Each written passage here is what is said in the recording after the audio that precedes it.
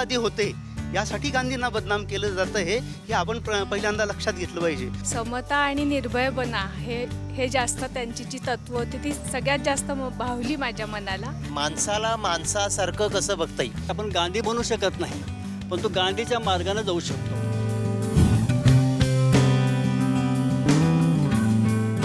मुद्द्याचं बोला या विशेष कार्यक्रमात मी संजय आवटे तुमचं स्वागत करतो. आज मी आहे वाईमध्ये आणि वाईमध्ये एका विशिष्ट कारणासाठी मी खरं म्हणजे आलो आहे. म्हणजे महाराष्ट्र दिनाच्या पूर्वसंध्येला वाईमध्ये चांगला विचार समूह किंवा नोईंग गांधीजम हा एक व्हॉट्सॲप ग्रुप आहे आणि त्या व्हॉट्सॲप ग्रुपच्या सदस्यांना असं वाटलं की आपलं एक स्नेहसंमेलन झालं पाहिजे. खरं म्हणजे व्हॉट्सॲप ग्रुपचं स्नेहसंमेलन ही कल्पना आता काही नवी राहिलेली नाही आहे. अनेक ठिकाणी अशा प्रकारची संमेलनं होत असतात. पण या संमेलनाचं वेगळेपण असं आहे मुळात या ग्रुपचंच वेगळेपण असं आहे, गांधी समजून घेण्याचा प्रयत्न करणारा असा हा व्हॉट्सॲप ग्रुप आहे. या गटावर सगळे लोक येतात, गांधींबद्दल विचार करतात, गांधी किती महत्त्वाचे, गांधी किती आवश्यक, गांधी किती समकालीन अशी मांडणी करण्याचा प्रयत्न इथं प्रत्येकजण करत असतात. आणि या मंडळींचं सगळं एकत्रपणे संमेलन सुरू आहे. ते सगळेजण बोलत आहेत. महाराष्ट्र दिनाच्या निमित्तानं विचार करत असताना एकूणच विचारांचा वारसा काय आहे. जेव्हा आपण असं म्हणतो की आत्ता महाराष्ट्राची एकूण अवस्था बिकट आहे, विदारक आहे, ज्या मुद्द्यांवर लक्ष दिलं गेलं पाहिजे त्या मुद्द्यांकडे बघितलं जात नाही, असं बोललं जात असताना आपला नक्की वैचारिक वारसा काय आहे. म्हणजे फुले आंबेडकर सांगत असताना, गांधी सांगत असताना नक्की वैचारिक वारसा काय आहे याच्या अनुषंगानं पण ही सगळी मंडळी बोलत आहेत. आणि मला आनंद असा आहे की प्रामुख्यानं तरुण मुलं मुली या सगळ्या चर्चेमध्ये आघाडीवर आहेत. प्रामुख्यानं महाविद्यालयीन मुलं मुली असतील, त्याचप्रमाणे वेगवेगळ्या क्षेत्रामध्ये काम करणारी तरुण मुलं मुली असतील, ते गांधींबद्दल विचार करतायत, गांधी समजून घेण्याचा प्रयत्न करतायत. आणि गांधी समजून घेताना गांधींबद्दलची त्यांची धारणासुद्धा कशी बदलत गेलेली आहे ते बघणंसुद्धा फार रंजक आहे, फार वेगळ्या प्रकारचं आहे. म्हणजे गांधींबद्दल प्रस्थापित कुठलीही धारणा नसताना ही मुलं सावकाशपणे गांधींकडे कशी वळली हे जेव्हा मी मगाशी ऐकत होतो त्यांच्या तोंडून, तेव्हा मला फार ते रंजक पण वाटलं, महत्त्वाचं वाटलं. आणि कदाचित याच पद्धतीनं होणं जास्त आवश्यक आहे. मगाशी हा एक तरुण मुलगा काहीतरी सांगत होता आणि मी ऐकत होतो. काय तुझं नाव काय? ऋषिकेश पवार. ऋषिकेश, तू मगाशी जे काही सांगत होता गांधींकडे तू कसा गेलास, जरा प्रवास सांग ना. मुळात गांधीकडे जाण्याचा प्रवास असा आहे की जेव्हा मी विद्यापीठामध्ये आल्यानंतर दलित चळवळीमध्ये कार्यकर्ते असणारी जी मंडळी होती, जी त्यातली अनेक माझी मित्रही होती, आणि त्यांच्या त्या चळवळीमध्ये एक गांधी नावाचा शब्द मी उच्चारला आणि त्यांच्या मनामध्ये एक संतापाची तिरीक उमटली. आणि त्यांनी म्हणे, गांधी हा 55 कोटींचा बळी. अरे, गांधींनी बाबासाहेबांना जन्मभर आयुष्यभर विरोध केला, तो दलितांचा विरोधी. त्यानंतर मी डाव्या कार्यकर्त्यांकडे गेलो. डाव्यांनी सुद्धा गांधी झिडकारला भांडवलशाहीचा समर्थक ठरवून. त्याच्यानंतर गांधी विचारांचा वारसा सांगणाऱ्या लोकांकडे सुद्धा गेलो, पण त्यांच्याकडूनही खरा गांधी कळला नाही. आणि अगदी सनातनी मंडळींचा तर प्रश्नच येत नाही. पण मग हा सगळा जो प्रवास आहे की गांधी डाव्यांना नको आहे, गांधी उजव्यांना नको आहे, गांधी यांना नको आहे, गांधी त्यांना नको आहे, आणि तरीही गांधी सगळ्यांना हवा पण आहे. म्हणजे सोयीसाठी प्रत्येकाला गांधी हवा असतो आणि तरीही गांधी कोणालाच त्या अर्थानं नको असतो. अशावेळी नक्की कुठला गांधी आपला? ही तरुण मुलगी आहे माझ्यासोबत. काय तुझं नाव? माझं नाव नूतन महामुनी. बरं, नूतन महामुनी, तू गांधींबद्दल विचार करत होतीस. मग तू असं म्हणालीस की मी समजून घ्यायचा प्रयत्न करते. काय समजून घेतलंस? आत्तापर्यंत मला असं वाटतं की जेव्हा मी शाळेत होते तेव्हा मार्कांपुरता गांधी शिकत आले. म्हणजे मला असं वाटायचं की चला ठीक आहे, परीक्षेत उत्तरं लिहायची आहेत तर गांधी वाचला पाहिजे. गांधी वाचून घेत असताना पुढे आंबेडकर, शाहू, फुले यांना समजून घेत असताना मला असं वाटलं की ज्यावेळी मी आंबेडकर समजून घेते, ज्यावेळी मी फुलेंना समजून घेते, त्यांची कार्यप्रणाली, त्यांचं जे काही कार्य आहे ते समजून घेते, त्याबरोबरच मला गांधी समजणं देखील तितकंच महत्त्वाचं आहे, कारण गांधींचं कार्य देखील तेवढंच मोठं आहे. आणि त्या दृष्टीनं मग मी पुढं प्रवास सुरू केला, थोडासा अभ्यास, थोडंसं वाचन. आणि मग लक्षात आलं की खरंच जो काही गांधी द्वेषक किंवा जे काही माझ्या मनात बिंबवलं गेलं होतं की हा म्हातारा, म्हणजे या दृष्टीने विचार करायची की हा म्हातारा, अरे काय केलं यांनी, भारत पाकिस्तान फाळणी केली आणि उगीच एवढं सगळं पुढं हे जे काही झालं महाभारत ते त्याच्यामुळं घडलं. पण जसं जसं गांधी वाचत गेले, समजत गेले, तसं तसं कळलं की हे जे काही आहे त्यातून गांधी समजणं आणि गांधी खरंच किती थोर, त्यांनी सांगितलेला अहिंसेचा मार्ग किती थोर आहे हे मला समजत गेलं. संपत साबळे मग अशी काही मांडणी करत होते आणि मला ते फार महत्त्वाचं वाटलं. याचं कारण असं, की मुळामध्ये शास्त्रज्ञ म्हणून काम करणारा, साखर संचालक असणारा असा एक माणूस गांधींबद्दल बोलत होता. आणि तेव्हा तुम्ही असं एक वाक्य वापरलं की गांधींचं सगळ्यात महत्त्वाचं वैशिष्ट्य काय असेल तर गांधी सतत बदलत गेले. हे काय आहे नक्की? गांधीजींना आपण पाहिले, त्यांचा इतिहास पाहिला असता दिसतं की गांधी प्रथम ब्रिटिशांच्या पूर्णपणे विरोधात नव्हते. ब्रिटिशांच्याकडून अतिशय चांगल्या पद्धतीनं, फारसा त्यांना विरोध न करता, काय पदरात पडेल सामान्य माणसाचं, स्वातंत्र्यातले कुठल्या गोष्टी त्यांना मिळतील याचा त्यांचा प्रयत्न होता. पण त्याच्यानंतर गांधी एका स्टेजला असहकार्याकडे वळले. सत्तेशी असहकार करा, तेवढ्याने त्यांना भागलं नाही, त्यांना इप्सित साध्य करता आलं नाही. गांधीजींनी सत्तेच्या पूर्णपणे विरोधात जाऊन चले जाओ इथपर्यंत टोकाची भूमिका घेतली. म्हणजे गांधीजी स्वतः एक क्रांतिकारक, नुसते विचारवंत नव्हते तर कृतीप्रवण अशी महान व्यक्ती होती.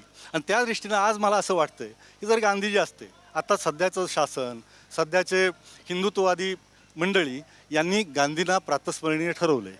मग असं जर असेल तर सगळ्यांनीच असा विचार केला पाहिजे की गांधीजी आज असते तर भारतापुढचे जे मोठे प्रश्न आहेत, कष्टकऱ्यांचे, शेतकऱ्यांचे, जे वेगवेगळे प्रश्न आहेत, यांना गांधीजींनी काय उत्तर दिलं असतं किंवा गांधीजी कसे उभे राहिले असते हे प्रश्न सोडवण्यासाठी. आणि ते व्हावं अशा ग्रुपमधून, अशी मला अपेक्षा आहे. विचारानं बदलत राहावं माणसाने, जसं गरज पडेल त्याप्रमाणे आपले विचार बदलत जावं, पण तत्त्व बदलता कामा नये, हे महत्त्वाचं आहे. कृती त्याप्रमाणे होईल पण तत्त्व बदलता कामा नये, हे गांधीजींचं आयुष्य आपल्याला शिकवतं. तर आज गांधी कसे वागले असते याचा विचार करून आम्ही या तरुण मंडळींच्याकडून अपेक्षा करतोय की त्यांनी पुढं कसं वागावं.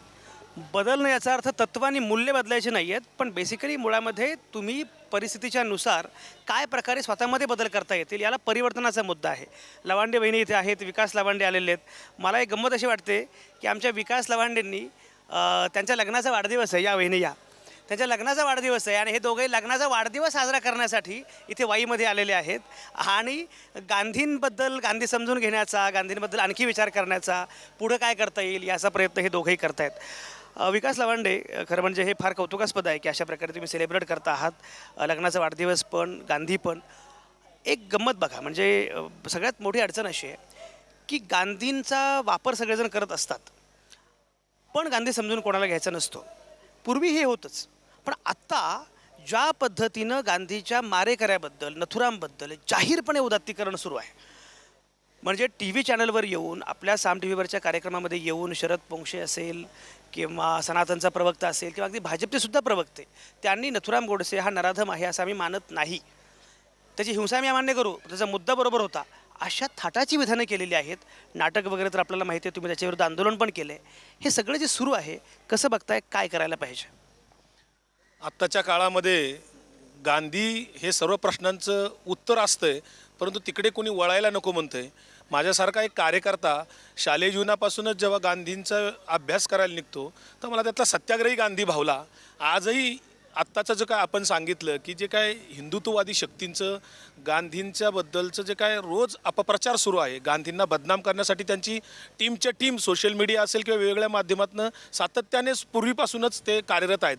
आज गांधींच्या जीवनामध्ये आजही पुन्हा सगळी उत्तरं मिळतात. युवक असतील किंवा युवती असतील, यांनी गांधी समजून घेण्यासाठी गांधींचे सत्याचे प्रयोग हे जरी वाचलं तरी बराचसा गांधी समजतो. आणि मग आपल्या वैयक्तिक जीवनामध्ये किंवा सार्वजनिक जीवनामध्ये किंवा राजकीय जीवनामध्ये, सामाजिक जीवनामध्ये आपल्याला गांधींच्या माध्यमातून उत्तरं मिळतात. मी स्वतः तो अनुभव घेतोय. सत्याग्रही गांधी आज माझ्या जीवनामध्ये मी पाहिला. जवळपास 40 वेगवेगळ्या प्रश्नावर मी गांधींच्या पद्धतीने आंदोलनं केली, ती यशस्वी झाली. आणि अहिंसक मार्गाने, आक्रमक अहिंसेच्या मार्गाने कुठलाही प्रश्न सोडवता येतो हे मी स्वतः अनुभवलेलं आहे आणि ते सगळ्यांना करून पाहता येईल. एकही गुन्हा माझ्यावर दाखल नाही. आक्रमक अहिंसा हे गांधींच्या जीवनातलं उत्तर आजच्या काळात सातत्याने आपल्याला अनुभवता येईल. गांधींना समजून घेण्यासाठी तुम्ही खास लग्नाचा वाढदिवस असताना इथे आलात. तुम्हाला मागाशी मी म्हटलं कस्तुरबा होणं एवढं सोपं नाही आहे, पण मुळामध्ये तुम्ही इथे आलात आणि आता हे सगळी चर्चा ऐकता आहात. काय वाटतंय? छान वाटते, कारण तरुण मुलं एवढी जर आत्ता एवढं पटकन म्हणजे गांधीजीच्या विचारात गेलेले आहेत ना, मला खूप म्हणजे त्यांचा अभिमान करूशी वाटतो की एवढे म्हणजे चांगले. कारण आत्ताचे काही मुलं कितीतरी असे आहेत की बाहेर वायाला गेलेली आहेत, किती आईवडिलांना वगैरे असे त्रास देतात. पण ही जी इथं आलेली मुलं आहेत ना, खूप कौतुक करण्यासारखी मुलं, कौतुक करावं अशी आश्वासक मुलं आहेत. काही वेगळं करू पाहतायत. आणि मगाशी मी ज्याप्रमाणे म्हटलं, अगदी त्याप्रमाणे एक मुद्दा असा पण आहे, म्हणजे एकीकडे आपण गांधी कसे बदलत गेले हे म्हणतो आहोत, तसंच गांधींबद्दलची धारणासुद्धा हळूहळू बदलत जाते. म्हणजे अजय मक्तेदार आता माझ्यासोबत आहेत आणि त्यांचा प्रवास जर तुम्ही ऐकलात तर माणूस कुठून कुठल्या टोकापर्यंत जाऊ शकतो. तुम्हीच सांगा तुमचा प्रवास. मी सुरुवातीला ABVPमध्ये होतो आणि त्यानंतर मग RSS, VHP, BJP या सर्व याच्यामध्ये होते आणि त्या पीक पिरियडमध्ये होतो ज्यावेळेस बाबरी मशीद पडली त्यावेळेस. आणि त्यामध्ये आम्हाला म्हणजे हे हिंसा, मग ते काश्मीरचे व्हिडिओ बघणार, हे एवढा आमच्या मनामध्ये द्वेष पसरवला होता की इवन माझ्यासारखा एखादा मुलगा जाऊन दगडफेक करू शकतो, दुकान जाळू शकतो, हे म्हणजे कल्पनासुद्धा करवत नाही. पण त्यानंतर जेव्हा एक माणूस म्हणून जेव्हा पुढं आलो आणि एका माझ्या मुस्लिम मित्राने मला सहज विचारलं, अरे तू एवढं सर्व केलं, तुला काय एक्झॅक्टली व्हॉट यू हॅव अचिव्ड, तुला काय अचीव झालं त्याच्यामध्ये. त्यावेळेस मला त्याचं उत्तर नाही देता आलं.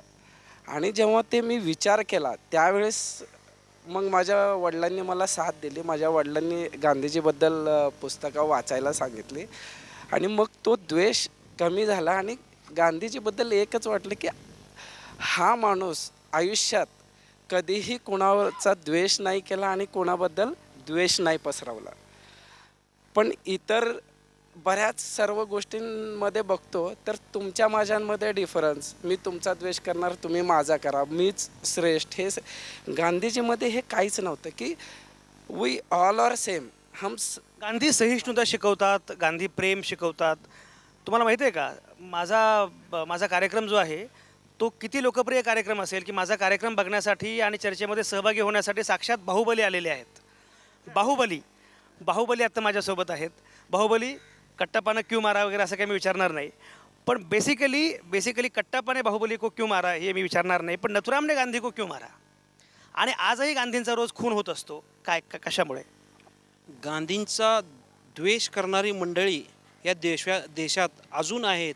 आणि दुर्दैवानं महाराष्ट्र दिनादिवशी मला असं सांगावं लागतं की वाईट वाटतं की महाराष्ट्रातल्या एका माणसानं गांधींचा खून केला, ज्याला जगानं स्वीकारलं, त्याला महाराष्ट्र हा एक हे दुःख कायम माझ्या मनात कायम राहतं. परंतु गांधी हा एक मजबूती का नाम आहे, मजबुरी का नाम नाही आहे. बाहुबली गाठ फार महत्त्वाचं बोलतायत की गांधी मजबुरी का नाही मजबूती का नाम आहे. ही सगळी चर्चा आपण करत राहू. तुम्ही कुठं जाऊ नका. आता या क्षणी मी घेतोय एक छोटासा ब्रेक. गांधी हे बहुजनवादी होते यासाठी गांधींना बदनाम केलं जातं हे आपण पहिल्यांदा लक्षात घेतलं पाहिजे. समता आणि निर्भयपणा हे जास्त त्यांची जी तत्व होती ती सगळ्यात जास्त भावली माझ्या मनाला. माणसाला माणसासारखं कसं बघता येईल. आपण गांधी बनू शकत नाही, पण तो गांधीच्या मार्गाने जाऊ शकतो.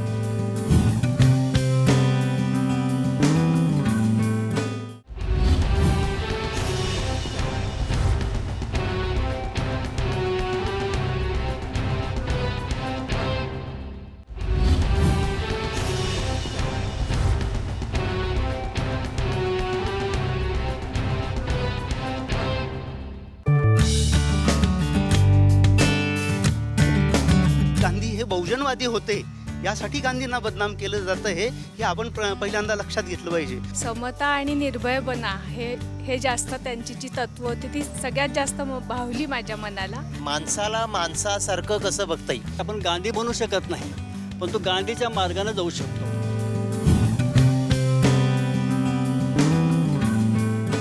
मुद्द्याचं बोला या कार्यक्रमात तुमचं पुन्हा एकदा स्वागत. मी आहे वाईमध्ये आणि वाईच्या छान रम्य अशा वातावरणामध्ये चांगले विचार करणाऱ्या लोकांचं संमेलन सुरू आहे. नोईंग गांधीझम हा जो व्हॉट्सॲप ग्रुप आहे त्या व्हॉट्सॲप ग्रुपचं संमेलन सुरू आहे आणि त्याच्या निमित्तानं प्रामुख्यानं तरुण आहेत, ज्येष्ठ पण आहेत आणि सगळेजण गांधी किती समकालीन, आत्ता गांधी किती महत्त्वाचे आणि पुढे काय करायचं ही सगळी चर्चा सुरू आहे. जगदीश काबरे माझ्यासोबत आहेत.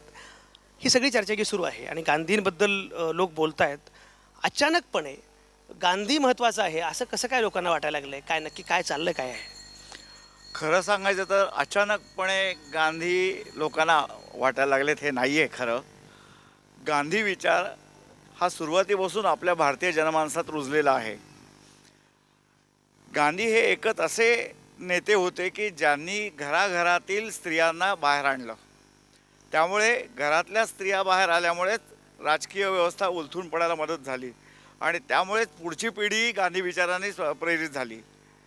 असा हा आमचा ग्रुप ग्रोईंग गांधीइझम आणि चांगले विचार हा ग्रुप व्हॉट्सॲप आणि फेसबुकवर 3 वर्षापूर्वी असा तयार झाला. त्यात सगळी तरुण मंडळी होती आणि तरुणांनाही आजही गांधी तेवढेच आवडतात, तेवढेच प्रेरित करतात हे यावरनं सिद्ध होतं. तरुणांना गांधी आजही आवडतात, प्रेरित करतात. कबीर इन्सान आत्ता माझ्यासोबत आहे. नाव असावं तर असं असावं, कबीर इन्सान. क्या बात आहे. कबीर इन्सान, तुमच्यातल्या कबीरला, तुमच्यातल्या इन्सानाला गांधी एवढे महत्त्वाचे का वाटतात? जसं गांधींनी सांगितलेलं आहे, म्हणजे कुठलेही तत्त्व त्यांनी इतरांना सांगण्या अगोदर स्वतःमध्ये त्याचं इम्प्लिमेंटेशन केलेलं आहे. त्यामुळे मलाही असं वाटतं की जात आणि धर्म आता आपल्याला गरजेचं नाही आहे, त्यामुळे ते सोडायला हवं. आणि ते आता कसं सोडायचं, तर आपण नॉर्मली लोक काय करतात की आडनावावरून नावावरून जात आणि धर्म शोधण्याचा प्रयत्न करतात. त्यामुळे मी माझं स्वतःचं नाव ॲक्च्युली बदलून कबीर इन्सान ठेवलेलं आहे आणि सर्व डॉक्युमेंट्सवरूनही जात आणि धर्माच्या रकान्यामध्ये मी काही. पण गांधी तर स्वतःला हिंदू मानायचे. हां, गांधी हिंदू मानायचे, पण गांधी त्यावेळेस ती भूमिका त्यांची योग्य होती. पण गांधी बदलालाही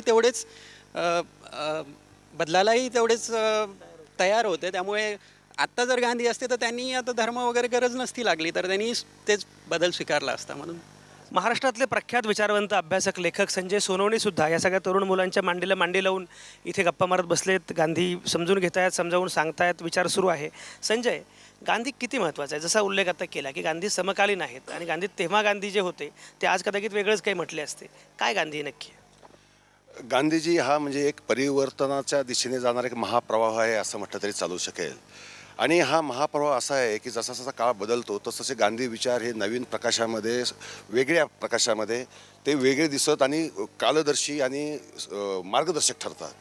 आणि ते सदा सर्वदा मार्गदर्शन करू शकणारा एक दीपस्तंभासारखे आहेत.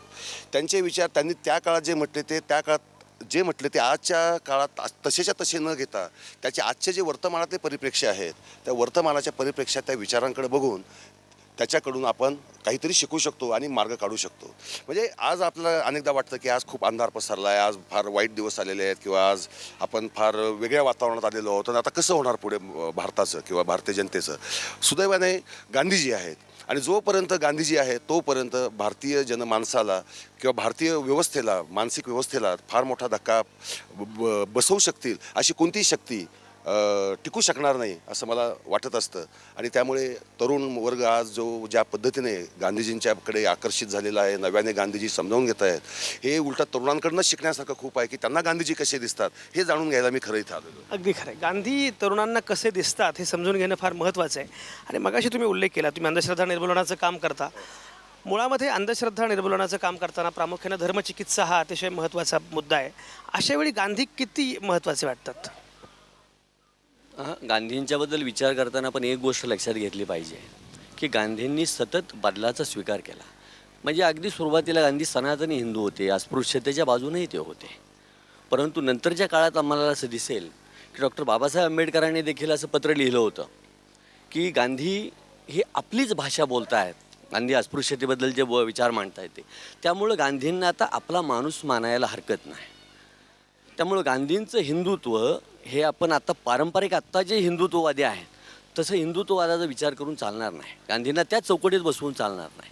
त्यामुळं खरं तर त्यांचा तो सर्वधर्म समभाव होता, तो बुद्धिप्रामाण्यवाद होता आणि तो अत्यंत उचित आहे. म्हणजे आणि अंधश्रद्धा निर्मूलन समितीच्या कामामध्ये मी काम करत असताना मला सर्वप्रथम आदर्श कोण वाटले असतील तर गांधीजीच वाटले. कारण ते अत्यंत संयुक्तिक असं व्यक्तिमत्व आहे त्या विचाराचं.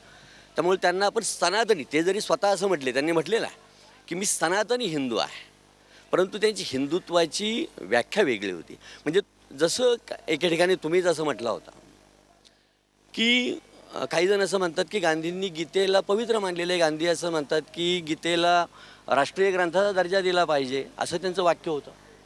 परंतु गांधींनी तेही म्हटलं असते की गीतेबरोबर गांधी कुराणालाही तो दर्जा द्या, बायबललाही तो दर्जा द्या. त्यामुळं गांधी हे सर्वसमावेशक असे होते. गांधी सर्वसमावेशक असे होते आणि हे गांधींचं वैशिष्ट्य आहे, व्यवच्छेदक वेगळेपण आहे. अविनाश, मगाशी तुम्ही जे मांडत होता ते मला फार महत्त्वाचं वाटलं की तुमचा प्रवाससुद्धा जो आहे, म्हणजे मी म्हटल्याप्रमाणे की घरातच गांधी आहे आणि मग गांधी आवडत गेले हा मुद्दा वेगळा आहे, पण वेगळंच वातावरण आहे. आणि गांधींची थट्टा करण्यापासून ते गांधींवर प्रेम करणं, गांधी समजून घेणं, गांधी महत्त्वाचे वाटणं, हा प्रवास तो जरा सांगा ना. कसं की मी लहानपणी नारायणपेठेत राहिला असल्यामुळे मी माझ्या मामांकडे राहायचो. खरं तर तसं मूळ माझं घर, माझे वडील हे समाजवादी चळवळीत वाढलेले, पण तुम्ही माझ्या मामांकडे लहानपणी माझ्या वयाच्या 1.5 वर्षीपासून 10व्या वर्षीपर्यंत नारायणपेठेत राहिलो. तिथे सगळी ही संघ म्हणजे बापटांचाच वाडा असल्यामुळे सगळे तिथे मी त्या वातावरणात वाढल्यामुळे तिथं सगळं संघाचं वर्चस्व होतं. एक कुलकर्णी नावाचे तिथे एक प्रचारक सोलापूरचे होते, ते तिथे येऊन घरोघरी येऊन हे करायचे. तर त्या काळी म्हणजे माझं गांधीविषयी थोडीशी द्वेषाचीच भावना निर्माण झाली, कारण शाखेत बऱ्याचदा असंच काही शिकवलं जायचं. म्हणजे मला तर अगदी 2-3 मुसलमान, मराठा आणि ब्राह्मण ह्या 2-3 जातीसुद्धा माहिती नव्हत्या. जसं मी एरोडाला माझ्या आई वडिलांकडे गेलो, तिथे मग माझी थोडीशी समाजवादी विचारसरणी वडिलांची आणि त्यांचं बॅकग्राऊंड म्हणजे SM जोशी वगैरे यांचं सगळ्यांचं हे, आणि त्यानंतर मग मी सगळं मला इतर हे माहीत झाल्या. आणि मग मी सकाळमध्ये जेवायला लागलो. तर सकाळमध्ये मग वरुणराज भिडे असतील, वैजयंतकांत आपले साळुंके असतील, की आपले अरुण खोरे असतील, आणि हेच तुमच्यासारखी काही मंडळी तिथे मला भेटली. आणि त्या निमित्ताने मग मी एकूणच पुरोगामी विचाराचा अभ्यास करू लागलो. मनीष कांबळेंसारखे काही माझे मित्र तिथे मला भेटले, धनाजी कांबळे आत्ता तिथे आहेत. ही सारी मंडळींच्या निमित्ताने मग मी गांधीजींच्या विषयाकडे, आणि मुळातच मी राज्यशास्त्राचा अभ्यासक आहे, कारण मी MA त्याच्यात केलं आहे, आणि तिथेही मला गांधीवाद हा सेपरेट विषय होता, आणि त्यामुळेच मी गांधीवादाकडे ओढलं गेलो. गांधीवादाकडे या प्रकारे ते आकर्षित झाले.